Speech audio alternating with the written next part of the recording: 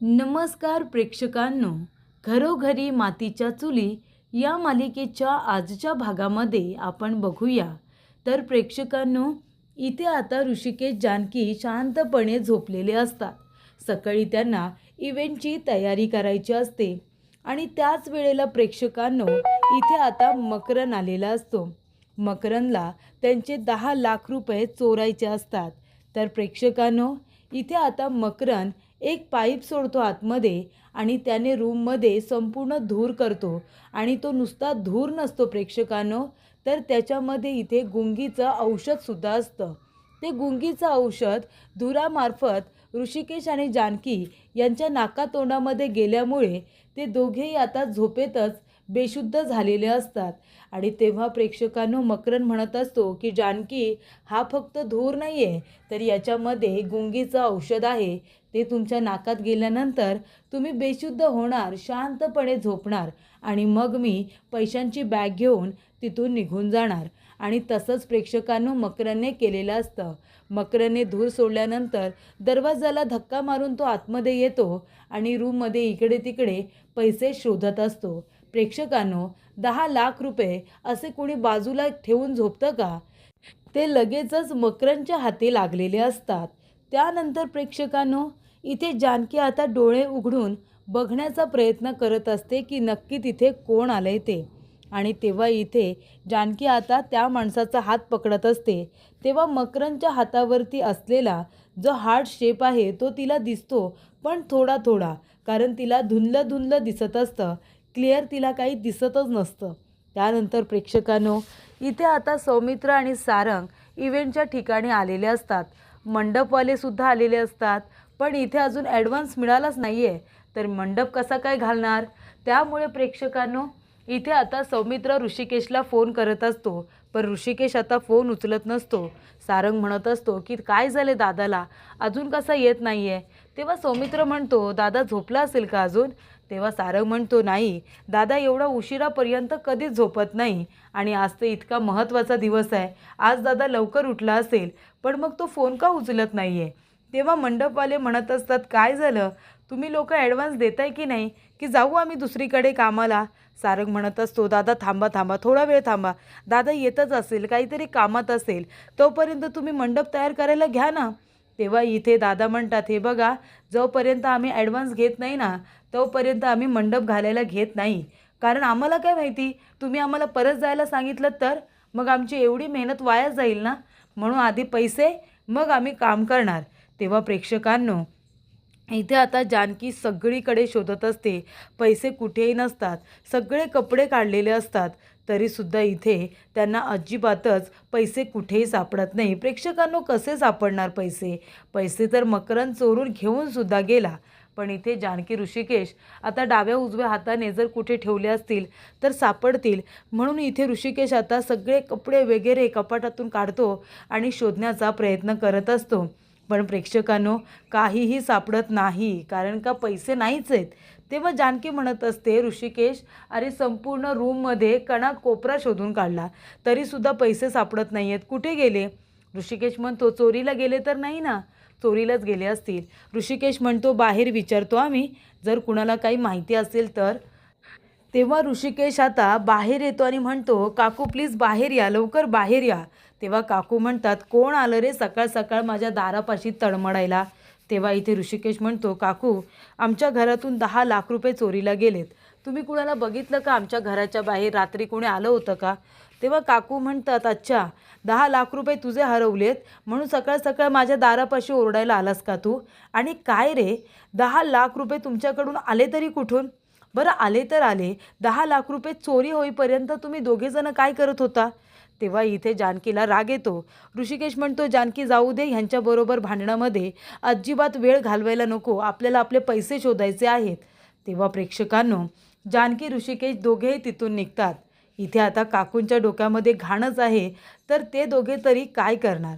आणि तेव्हा प्रेक्षकांनो, इथे ऋषिकेश आता सगळ्यांना विचारत असतो की तुम्ही 10 लाख रुपये आमचे बघितले का? आमच्या रूमच्या बाहेर तुम्हाला कुणी दिसलं का? प्लीज सांगा ना. सगळेजण नाही नाही म्हणत असतात. आणि तेव्हा प्रेक्षकांनो, इथे आता जानकी धुराकडे बघते. तिला तिथे धूर दिसतो. तेव्हा जानकी त्या धुराकडे बघते आणि म्हणते, ऋषिकेश धूर. तेव्हा ऋषिकेश म्हणतो, म्हणजे? तेव्हा जानकी म्हणते, ऋषिकेश धूर, मला रात्रीचं आठवतंय. तेव्हा जानकी आता तिला जे काही आठवतं ते ऋषिकेशला सांगत असते. ऋषिकेश म्हणतो, जानकी प्लीज जे काही आठवतंय ते सांग, कारण का आपल्याला नक्कीच काहीतरी क्लू सापडेल. तेव्हा इथे जानकी म्हणते की आपल्या रूममध्ये आहे ना सगळीकडे धूर आला होता आणि त्या धुरामुळे आपल्याला स्पष्टपणे काही दिसत नव्हतं, श्वाससुद्धा घ्यायला जमत नव्हता. आणि त्यानंतरला एक माणूस माझ्याजवळ उभा होता, त्याचा हातसुद्धा मी पकडला होता, त्याच्या हातावरती काहीतरी चिन्ह होतं, पण ऋषिकेश ते मला आठवत नाही आहे रे. तेव्हा प्रेक्षकांनो इथे ऋषिकेश म्हणतो की तो माणूस कसा होता. जानकी म्हणते त्याने मास्क वगैरे लावला होता, त्याचा चेहरा नाही दिसला मला. तेव्हा इथे ऋषिकेशला आठवतं, इथे आता CCTV फुटेजमध्ये पोलिसांनी त्याला मास्कमॅन आणि त्याच्याबरोबर असलेली मुलगी दाखवली होती. तेव्हा जानकीला ऋषिकेश म्हणतो, चल पोलीस स्टेशनला जाऊया, आपण आता पोलीस स्टेशनला जाऊन कंप्लेंट करूया. तेव्हा जानकी म्हणते, पोलीस स्टेशनला? ऋषिकेश म्हणतो, हो, कारण का मागच्या वेळेला पाटील काकांना मारलं तेव्हासुद्धा तिथे मास्कमॅनच होता आणि आतासुद्धा आपले पैसे चोरीला गेले तो मास्कमॅन आहे. नक्की हा माणूस आहे तरी कोण, जो मला अडकवण्याचा प्रयत्न करतोय, त्रास देण्याचा प्रयत्न करतोय. तेव्हा आपण पोलीस स्टेशनला जाऊ आणि आता कंप्लेंट करू. त्यानंतर प्रेक्षकांनो इथे आता मकरन म्हणत असतो की माया बरोबर बोलली होतीस तू, म्हणजे चोरी वगैरे करणं, त्याचबरोबर धूर करणं, या गोष्टी मला बावळटसारख्या वाटत होत्या, पण तू मला आयडिया दिलीस आणि मी हे सगळं केलं. पण बघ ना, आता मला ऋषिकेशला खाली खेचताना येणार आहे. तेव्हा माया म्हणत असते की दादूस, अरे तू खाली तर त्याला खेचशीलच, पण आपल्याला त्याच्या ह्या हरण्यावरती चालाकी करायची आहे. आता त्यांना 10 लाख रुपयांची गरज आहे, त्यांच्याकडे पैसे नाही आहेत. आता तू हे पैसे घेऊन मकरन म्हणून तिथे जायचं. मास्कमॅनने पैसे चोरले, पण मकरन जाणार ना जानकीला मदत करायला, तिला इम्प्रेस करायला, बरोबर ना. त्यानंतर प्रेक्षकांनो इथे पोलीस स्टेशनला जानकी ऋषिकेश दोघेजण आलेले असतात. तेव्हा जानकी म्हणत असते की सर, आमच्या घरातून 10 लाख रुपये चोरीला गेलेत आणि तोच माणूस होता ज्याने मास्क वगैरे घातला होता, टोपी घातली होती, त्याचा चेहरा मला स्पष्टपणे दिसला नाही. तेव्हा इथे आता पोलीस म्हणत असतात, पण 10 लाख रुपये तुमच्याकडे कुठून आले? तेव्हा तिथे आता सर आलेले असतात, दौलत सर. ते म्हणतात, मी दिले होते त्यांना 10 लाख रुपये त्यांच्या इव्हेंटसाठी. काल तू आली होतीस, मला इतकं छान पद्धतीने समजावून सांगितलंस, म्हणून इम्प्रेस होऊन मी तुला 10 लाख रुपये दिले. तुमच्या आयडियाज मला खूप आवडल्या होत्या, पण आता तुम्ही म्हणताय की 10 लाख रुपये चोरीला गेले म्हणून. मी अजिबात काही ऐकून घेणार नाही हा. उद्या इव्हेंट होणार म्हणजे होणार. तुम्ही म्हणाला होतात ना की इव्हेंट उद्याच होणार, म्हणून तो झालाच पाहिजे, कारण मी तुम्हाला 10 लाख रुपये दिले. ती काही छोटी रक्कम नाही आहे. त्यामुळे मला आता काही करून इव्हेंट हा झालाच पाहिजे आणि त्याच्यातून होणारा प्रॉफिटसुद्धा मला पाहिजे. तेव्हा प्रेक्षकांनो इथे आता दौलत काका म्हणत असतात, आणि जर तुम्ही हे नाही केलं ना तर माझ्यापेक्षा वाईट कुणीही नसेल. मी तुमच्या विरोधामध्ये कंप्लेंट करेन. तुम्ही पैसे स्वतः तर चोरले नाहीत ना, नाहीतर दुसऱ्याचं नाव सांगून स्वतःसुद्धा एवढी मोठी रक्कम लंपास कराल. तेव्हा पोलीस म्हणतात, हे बघा सर, ते कोणी चोर वगैरे नाही आहेत. ऋषिकेश नानासाहेब रणदिवे यांचा मुलगा आहे. तेव्हा इथे दौलत काका म्हणतात, असू दे कुणाचाही मुलगा, मला काय करायचं आहे, पैसे तर माझे पणाला लागलेत ना. हे बघा, तुम्ही स्वतःला विका, गहाण ठेवा, कुणाचा खून करा, लूटमारी करा, मला काही घेणं देणं नाही, मला माझे पैसे हवेत. तेव्हा प्रेक्षकांनो इथे आता दौलत म्हणत असतात की हे बघा, मी इथे FIR करायला आलो आहे. जर तुम्ही उद्या इव्हेंट केला नाही तर मात्र तुम्हाला अरेस्ट केलं जाईल. मी आता कायद्याने जे काही करायचं आहे ते करणार आहे. मी FIR करणार आहे आणि जर तुम्ही FIR घेतला नाही तर मला आमदार साहेबांबरोबर बोलावं लागेल. तेव्हा इन्स्पेक्टर साहेब म्हणतात की त्याची खरंच काही गरज नाही आहे, तुम्ही FIR लिहून द्या, पाटील यांची FIR लिहून घ्या. तेवढ्यातच प्रेक्षकांनो इथे इन्स्पेक्टर साहेब म्हणतात की जानकी, ऋषिकेश, तुम्ही एक काम करा, उद्याचा इव्हेंट तुम्हाला काही करून करावाच लागेल, नाहीतर मला तुला अरेस्ट करावी लागेल ऋषिकेश. तेव्हा इथे जानकी, ऋषिकेश दोघेही टेन्शनमध्ये आलेले असतात. त्यानंतर इथे आता इव्हेंटच्या ठिकाणी आलेले असतात. इव्हेंटच्या ठिकाणी मंडपवाले आपले वाट बघत उभे असतात. तेवढ्यातच तिथे जानकी, ऋषिकेश येतात. सारंगने त्या मंडपवाल्यांना 5 मिनटं थांबा, 5 मिनटं थांबा करून 2 तास बरोबर थांबवलेलं असतं. तेव्हा प्रेक्षकांनो, इथे मंडपवाले म्हणतात, अरे 5 मिनटं कधीचे होतील, 2 तास झाले आम्ही इथे उभे आहोत. तेव्हा प्रेक्षकांनो, इथे आता सारंग म्हणत असतो की ते बघा माझा दादा आलाच. दादा, अरे कुठे होतास तू? मंडपवाले कधीचे आलेत, दे त्यांना ॲडव्हान्स दे आणि लगेच मंडपचं काम सुरू करू दे. तेव्हा इथे आता ऋषिकेश म्हणत असतो, सारंग पैसे चोरीला गेले. तेव्हा सारंग म्हणतो, काय, असे कसे पैसे चोरीला गेले? ऋषिकेश म्हणतो, ते मी तुला नंतर सांगेन, पण खरंच सांगतोय पैसे चोरीला गेलेले आहेत. तेव्हा प्रेक्षकांनो, इथे आता ऋषिकेश म्हणतो, आधी मी मंडपवाल्यांजवळ बोलतो. तेव्हा ऋषिकेश म्हणतो, हे बघा दादा, तुम्हाला मी तुमचे पैसे नंतर देईन, आधी तुम्ही मंडपला तर सुरुवात करा ना. तेव्हा इथे दादा म्हणतात, आम्ही काही तुम्हाला वेडे वाटलो का? ॲडव्हान्स नाही दिलात आणि लगेच आम्ही मंडप घालायला सुरुवात करायची का? म्हणून तुमच्या बोलण्यावरती आम्ही विश्वास का ठेवायचा? तेव्हा प्रेक्षकांनो, इथे आता ऋषिकेश म्हणतो, दादा प्लीज समजून घ्या, मी तुमचे पैसे अजिबात बुडवणार नाही आहे, तुमचे सगळे पैसे तुम्हाला परत करेन, पण प्लीज आता मंडप घालून द्या. ते म्हणतात, नाही नाही आम्ही चाललो.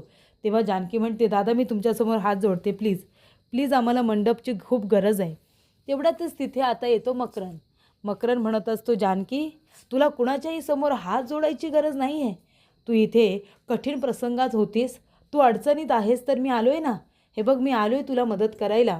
आता मी तुम्हाला पैसे देणार, पण आता ह्याच्यामध्ये काही गोष्टी बदलणारसुद्धा, या गोष्टी मी ऑर्गनाईज करणार. तेव्हा प्रेक्षकांनो, इथे आता मकरन पैसे द्यायला आलं, ही गोष्ट जानकीला अजिबात आवडत नाही.